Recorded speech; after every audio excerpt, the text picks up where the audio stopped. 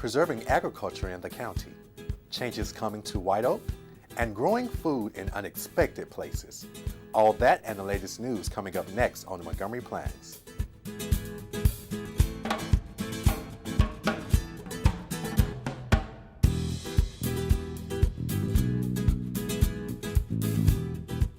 Thanks for watching Montgomery Plans. I'm Michael Brown.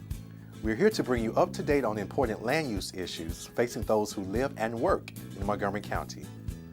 On today's show, we'll learn about the connection between Montgomery County's agricultural reserve and Down County development, discuss plans for the White Oak Science Gateway, and learn about urban gardens. But first, let's go to the top news-making decisions of the Montgomery County Planning Board.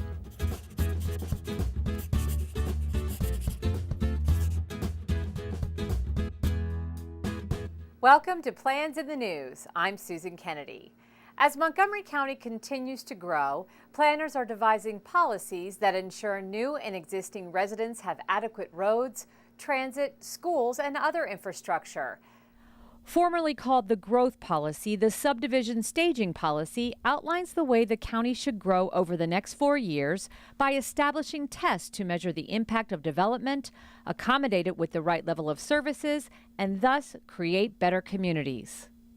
We need to keep a track of the pace of development and whether or not services are being provided in accordance with that growth so that people have schools to send their children to, that the roads are not overly congested, that there's water and sewer service, fire and rescue service, and so forth. The county wants to make sure those things line up. Until recently, this check was done every 2 years. Now the policy will be adopted by the County Council every 4 years in the second year of a council term. For instance, we're expecting White Flint to grow, so we take that regional total and we divide it by the areas of growth in the county and distribute it so that we can say that in 2020 or 2030 or 2040 we expect the population of White Flint or Silver Spring or Tacoma Park to be X. In the report, planners predict the number of households in Montgomery County will grow by 21% in the next 20 years. With just over 9,000 acres of developable land left in the county, planners are encouraging growth where infrastructure exists. Instead of parking lots and one-story shopping centers, we're now proposing to have areas of more dense walkable development, redeveloping those areas. So we're not using green fields, we're really reusing areas that have been used before, but increasing the mix of uses there, increasing the walkability, increasing the transit serviceability of an area so that more people can use transit and walk. At this time, I'd like to dismiss our 6th and our 8th graders. The subdivision staging policy also takes into account school capacity. The schools test determines whether proposed development in any school cluster should be subject to a school facilities payment to build new classrooms or even new schools, or a moratorium. Well, each new development that's proposed or redevelopment of an existing developed property is proposed, it has to meet the test to determine whether or not it has adequate public facilities. This is our adequate public facilities ordinance. So as each development comes through, it's measured against these tests. And if the development is causing the area to exceed those tests, it will pay an additional amount to help accomplish whatever improvements are necessary, whether they're transit improvements, road improvements, or school improvements. The council must adopt it by November. The Planning Board has appointed Rose Krasnow Interim Planning Director while they begin the search for a replacement for Rollin Stanley, who left in May for a position in Canada. Ms. Krasnow has worked for the Planning Department since 2004, and her reputation in her previous position as Area 1 Chief earned her the board's trust. So I do view my role somewhat as a caretaker. I'm not going to come forth with any bold new initiatives because I think that would really be something that the new director should be able to do. There are some things that internally that I hope to address. You know, we had a reorganization about 1.5 years ago. Some of the kinks have not been worked out necessarily with that, and so I do hope to really work with staff, develop some teams to look at ways we can make just our day at work go a little smoother. Ms. Krasnow is a former 3-term mayor of Rockville. She will be the department's main liaison with the Planning Board, County Council, and other county agencies. She has a very strong knowledge of many of the kinds of work products that we produce in the department. She has a lot of experience. She's been here for several years, and she really had the confidence of the planning board as well as someone who would work with us and be very forthright and very willing to collaborate. And so far, she is doing a very good job. Krasnow will oversee staff as they complete work on a number of master plans and the countywide zoning rewrite project. She has played a big role in helping staff get the project to its draft stage, and she will help the board with discussions in the fall. Part of the basic problem as to why it's so hard to get through our process, just figuring out what people were trying to accomplish with those words they used. We have too many zones, too many overlays, too many footnotes. We really need to make it simpler. I know it's going to be a Herculean task, however, to get it approved. People view it as radically changing the way we do things. I don't believe it does that. And I hope one of the things I can do in my capacity is help get that message out there. This is not going to change our county. It's going to help our county. In the meantime, the search is on for a new planning director. Planning Board Chair Françoise Carrier says she would like to have someone in place in the early part of next year. So we are looking for somebody with some vision. It would also be very desirable to have someone who's going to be able to really get along with the various interest groups that we have in the county, the employees, the council, the executive branch, the public. You know, there's a lot of interaction. The planning director plays a very public role. So we hope to have someone who will be comfortable in all of those roles and really be able to project a knowledgeable, professional approach to things. Two areas of experience that would be helpful for those applying: transportation and economic development. Because that's really, I think, what is most important for us right now to be able to focus on. So we hope, and we have the sense that if we find somebody with a background in urban transit issues, they will also potentially have some background in economic development. So we're hoping to find all of that. We'll see.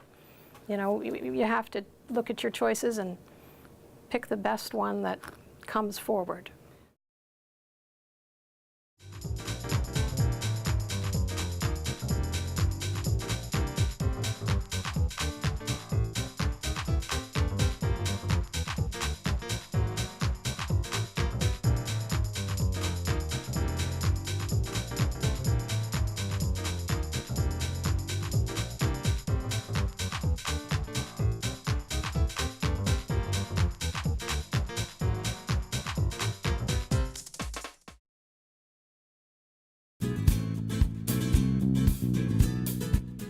Montgomery County's Agricultural Reserve was created in 1980 to protect farmland and agriculture in a rapidly growing county. Today, nearly 93,000 acres have been protected, putting farming a stone's throw from the close to 1 million people who live here. Good planning links farmland protection to higher density development in strategic parts of the county, places that already have water, sewer, roads, and transit in place. Here's Valerie Burton with more.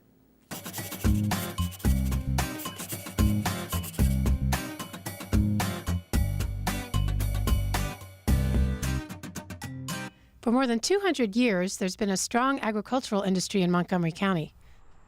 25 years ago, the Planning Board and County Council created the Agricultural Reserve to protect that heritage. The main tool planners used to protect ag land was the Rural Density Transfer Zone, which they applied across the northern tier of the county. Planner Callum Murray explains how it works. In exchange for obtaining additional dwelling units down county, a developer could purchase directly from a farmer the rights he had in 1980. It was purely voluntary on both sides. It's been extremely effective, and it's protected to date 52,000 acres out of 93,000. And also the county's Department of Economic Development Agricultural Services Division has also, by agreement with farmers, obtained another 20,000 acres in easement, and these farms are protected in perpetuity. Today you can see the results of that good planning throughout the agricultural reserve. Butler's Orchard is a popular destination for people looking to visit a farm and pick their own produce. Wade Butler tells us it's a family affair. My mom and dad started in the 1950s, and my brothers and sisters and I grew up here. And we got into the farming early on, and then moved more into the pick-your-own operations and things like that, and started to expand as the population in the area expanded. And my parents owned 60 acres, and it turned out not to be enough. In the early 80s, we were looking for more land, and we were actually looking about moving out of the county or even out of the state because land here was too expensive. And then the Ag Reserve came into effect, the zoning changed, and we were able to buy the 220 acres that we're standing on here today, and we're still farming it, so it worked out very well for us. The new zoning essentially made the land less valuable by limiting how much could be built. Before 1980, land in the Up County was zoned to 5-acre lots. That meant 20 houses could be built on 100 acres. After 1980, planners suggested and the council agreed to downzone, making allowable lot size 1 house per 25 acres. On that same 100 acres, only 4 houses could be built. The intent? Use planning to preserve land for agriculture in a rapidly growing county. Tom Hartsock benefited from the downzoning. A retired agriculture extension agent, Hartsock farms 103 acres near Clarksburg. These days, he grows hay to supply Montgomery County's many horse farms. The downzoning allowed him to purchase the farm, which had development restrictions on it thanks to the new Transfer of Development Rights program, which allows farmers to sell development rights to developers so that we can reduce houses up county and increase density in specified zones down county. The TDRs are registered in the land office just like a land deed. And mine, I think, were the second or third set that were registered as part of the program. The idea behind TDRs within the rural density transfer zone was to compensate farmers who, before downzoning, were very likely to leave agriculture altogether. While this new zoning encouraged the preservation of open space, it didn't necessarily preserve agriculture. But now there's something new. What I'm doing is participating in a new program, which is designed specifically for farmland preservation, where even though I could build 5 houses on this property, I'm committing to not doing that and being paid an additional sum of money to give up that right. The new program is known as Building Lot Termination. Callum Murray says it links up-county land preservation with down-county mixed-use development. In down-county mixed-use zones, a developer, in exchange for obtaining an additional 20,000 square feet of commercial development, can purchase an existing building right from a farmer, can either do it directly or he can pay the equivalent value into the county's agricultural land preservation fund. In these cases, it totally removes building rights on the farm for future houses and again preserves the farm in perpetuity. The net result is that the number of dwelling units in the county will stay the same. They'll just be distributed differently. We'll see more housing going in at places like Wheaton, White Flint, and wherever else planners recommend mixed commercial residential zoning, and fewer in the Ag Reserve. On the flip side, farms will be preserved forever. This is welcome news for many local farmers. Ben Butler is the next generation at Butler's Orchard. He's poised to take over the farm along with his brothers and sisters and is grateful for the opportunity. A lot of my friends in college, undecided majors and confused about where they wanted to go in life. I never had that problem. Ever since middle school, kind of hard to stray from this idea of what I have, my grandparents and my father, and we're pretty lucky, I think, to grow up here and to work here and see my future here for the rest of my life. Preserving land for agriculture also provides broader public benefits. The real benefits of keeping water runoff to a minimum, keeping stuff planted so that water's absorbed rather than running off, where we continue to have plant growth that produces oxygen. The direct benefits to people who want to eat fresh and local allows people to literally drive a mile or two, and we have numerous farmers markets as well as farms with markets right on them that allow people to see where their food is coming from. Kelsey Stabler's family has been farming in the county for generations. Well, for us, my family, farming is a way of life. Their roadside stand offers fresh produce picked right from their fields. Kelsey explains that this is why the customers keep coming back. They like the local fresh produce, not shipped in from far away. It's fresh, it's just picked, and they can depend on it for good quality and good taste. In addition, farmers can continue a tradition that began on this land centuries ago. It used to be that, a grandparent had a farm somewhere and the kids would go to that farm. We're kind of losing that now. So there's a lot of children that never know where a farm's about, never know where their food comes from. So we try to provide that here. I mean, we do a lot of what we call agritainment. There's fun things to do. You go down the slide and you drive the pedal tractors, but we also grow a lot of crops here, and people can see that and come out and pick their own crops. So I think it's very important that people have that connection with where their food comes from and what's fresh and what's local, and it's a very nice change of atmosphere. When they come down our road, it's just kind of a slow down. They have to take a deep breath and slow the car down a little bit. We have a lot of folks come out and say, this is my therapy. I come out every week, get away from my stresses at home and at work or whatever, and this is therapy for me. So it's really satisfying to hear that. Up next, around town in the White Oak Science Gateway. Stay with us. Did you know there are more than 10,000 county government phone numbers? Now there is only one number you need to remember for non-emergency calls, 311. MC311 is Montgomery County government's new online and telephone information system. Need information? Have a problem or complaint? Trying to locate a county government facility? Call 311. The call center is open Monday through Friday, 7 a.m. to 5 p.m. The website is available 24 hours a day, 7 days a week. Remember, call 311 to get it done.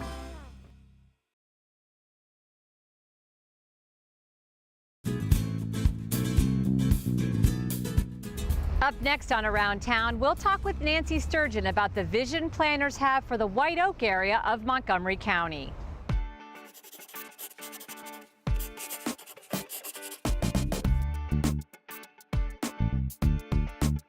Nancy, thank you so much for joining us for this episode of Around Town and Montgomery Plans. We are here at the Hillendale Shopping Center in White Oak. It's a very well-known shopping center to folks who live around here. But there are plans for this shopping center. Tell us a little bit about what's envisioned here.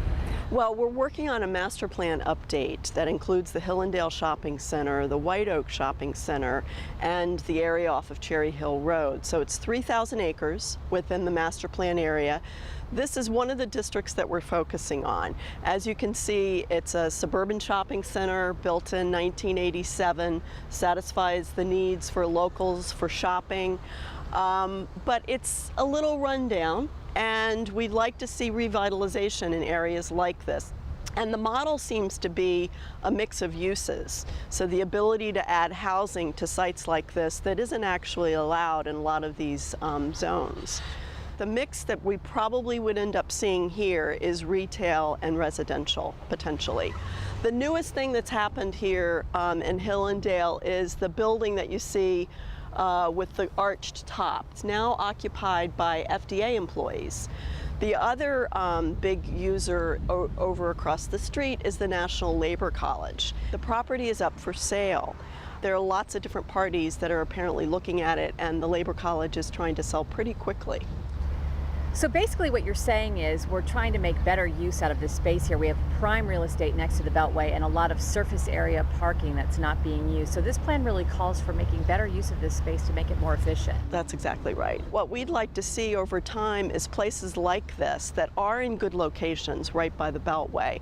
This would be a good place to reinvest, to look for ways to bring housing, maybe office and more jobs to the area, and make it a little bit more self-sustaining. So it's not just I'm going to come to the grocery store here and that's really all I'm doing. The other challenging issue here throughout this master plan area is there hasn't been transit. Metro extensions, no.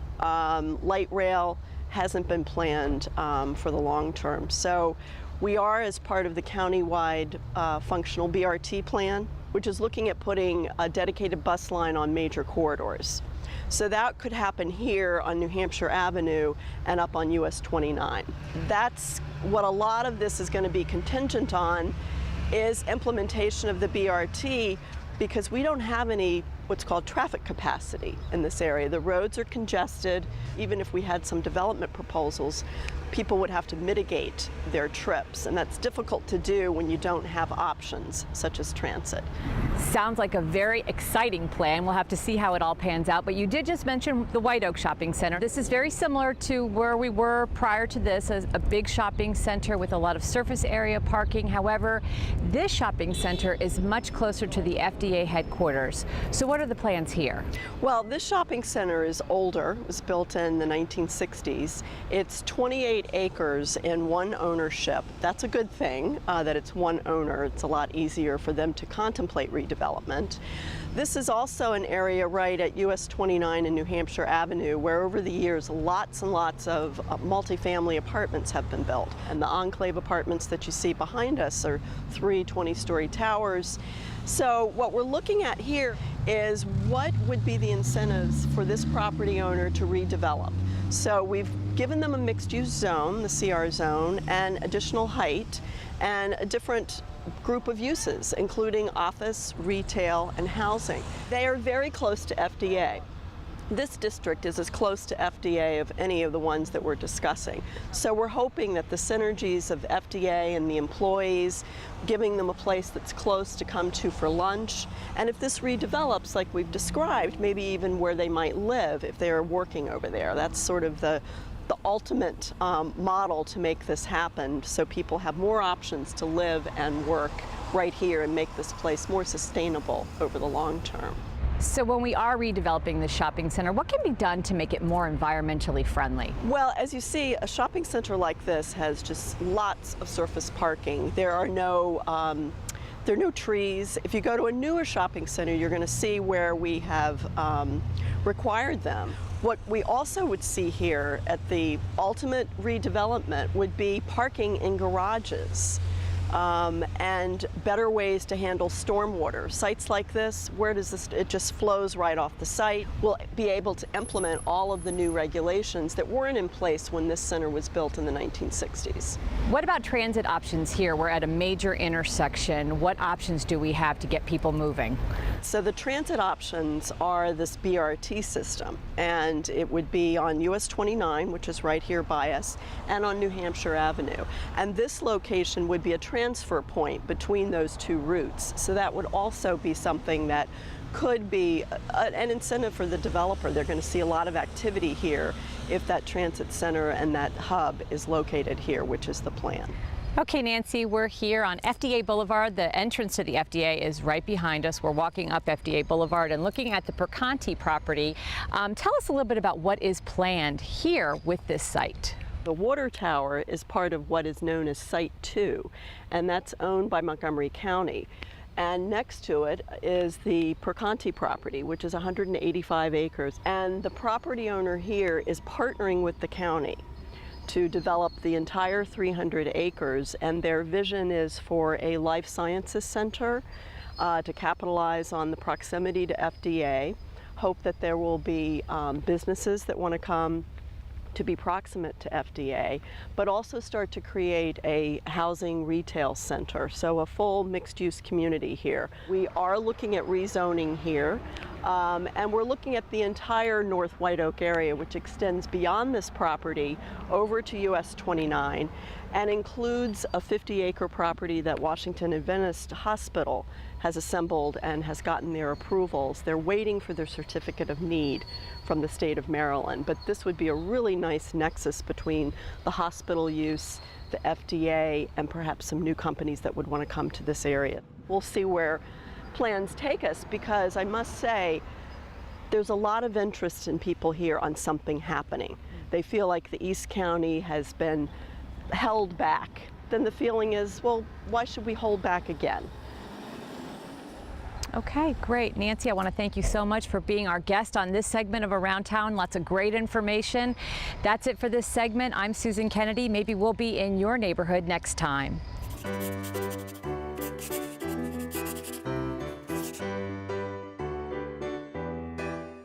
Every year, Brookside Gardens holds a Green Matters Symposium. a day-long event that brings together a panel of experts who focus on a topic of sustainability. This year's theme was urban farming, and participants learned that the home of today's pioneer farmer isn't on the range. This may be where most people get their food in the future. Farmers working fields in cities across America. But apparently Portland, San Francisco, Davenport, Iowa are all doing it. Participants in the symposium learned why farming may be hitting the pavement. We are at a critical juncture in this country. Very often I'm going to farms, I mean farmers who are in their 80s, a dairy farmer still farming in his 80s. That's tough. Like many areas in the country, Montgomery County land is at a premium. New ideas like growing food in skyscrapers or on rooftops could help produce more food using less space. Some of us have been shouting it from the rooftops for many years, but it's starting to become trendy. Overall, it's better for the movement. It's great for our local farmers. It's an exciting movement to promote and be part of. Darren Nordahl was one of the speakers. His book, Public Produce, is about municipalities growing food on public land for the good of the people. Do you have thoughts on the larger impact on the food system? I've never ever seen such a huge interest in food, the quality of how it's grown, and even where it comes from. And people ask me, well, is this urban agriculture just a fad? And I don't think so. As long as people have to eat food, which is going to be for quite a long time, I think that food is going to remain a huge interest to a lot of people. There are community gardens in Montgomery County, but these gardens have more of an individual effect. But that also might be the downside of community gardens. Generally, community gardens aren't for the community at large. They're for the people who put down the monetary deposit and do all the work and harvest the vegetables. Public produce is a type of gardening where you're growing produce not just for yourself, but for anyone to harvest it. And that helps reach a much broader population and has more profound effects on our health and our economy. During World War II, the public gardening campaign known as Victory Gardens supplied the nation with 40% of its fresh vegetables. It is staggering how much food can be grown from small-scale gardening efforts on public land with just a little bit of organization and encouragement from government officials. I believe it's time to revisit public space gardening and its potential to bring people together in a wholesome manner while bolstering health and prosperity, both for the individual and the community. This is just inspirational to see all these other places, Darren Norhall, all those places they did across the country. I wrote down ideas. I can't wait to plant a Three Sisters garden at ours. While Nordahl wants to see more and more cities participate in the farming business, he doesn't advocate eliminating rural farming in America. I don't believe we're going to wipe out big ag, nor do I think we should. I think there is a place for big ag. But right now it's very imbalanced. So what I'm trying to advocate for is a system that's more in balance. We have a lot of available land in the cities that's being underutilized. And if the taxpayers are the shareholders of this municipal corporation, how do we provide the greatest dividends to those citizens?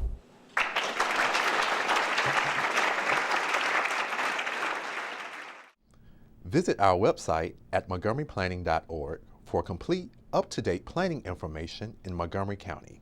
There, you'll find ways to access the Planning Department's many services.